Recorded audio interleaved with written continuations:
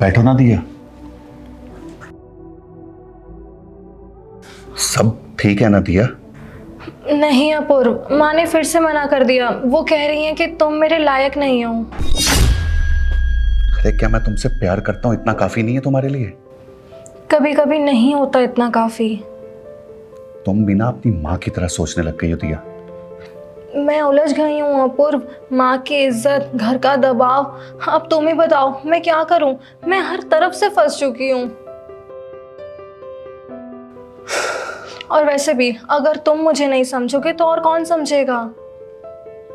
वाह वाह वाह, क्या बात है अपूर्व, तुम्हारी हिम्मत तो काबिले तारीफ है। तुम मुझसे पूछे भी नहीं मेरी बेटी को ले जा रहे थे।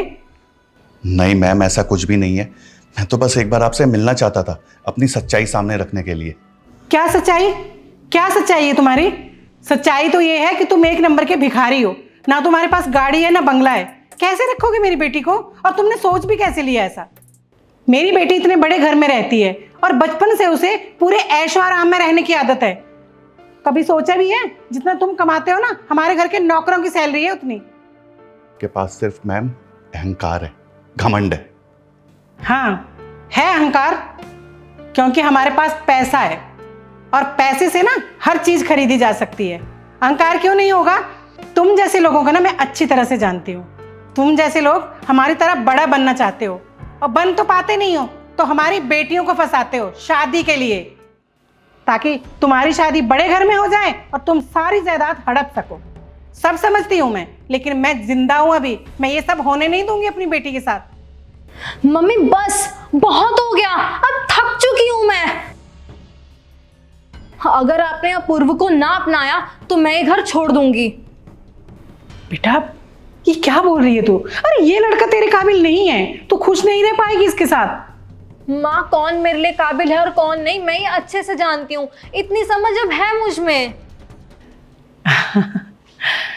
बेटा तुम भी उतनी ही जिद्दी हो जितनी तुम्हारी उम्र में मैं जिद्दी थी।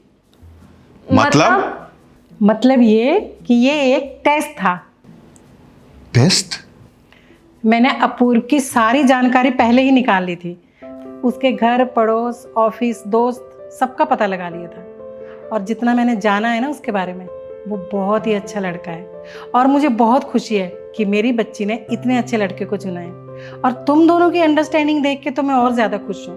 मैं बस तुम दोनों का टेस्ट ले रही थी कि तुम दोनों की आपस में क्या ट्यूनिंग है।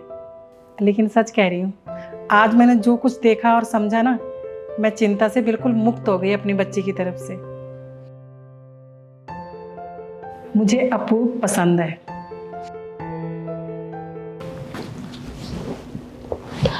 थैंक यू सो मच माँ। वेटर ऑर्डर ले लो, हम सब बैठेंगे। चलो बैठते हैं। आइए। आओ बेटा बैठो। हम तीनों बैठ के आराम से कॉफ़ी पियेंगे। अरे मेरी बेटी और दामाद का रिश्ता पक्का हुआ है ना? और बेटा प्लीज़ मुझे माफ़ कर देना। वो मैं पता नहीं क्या क्या बोल गई। एक्चुअली बेटी का मामला था ना, तो थोड़ा सोचना पड़ता है।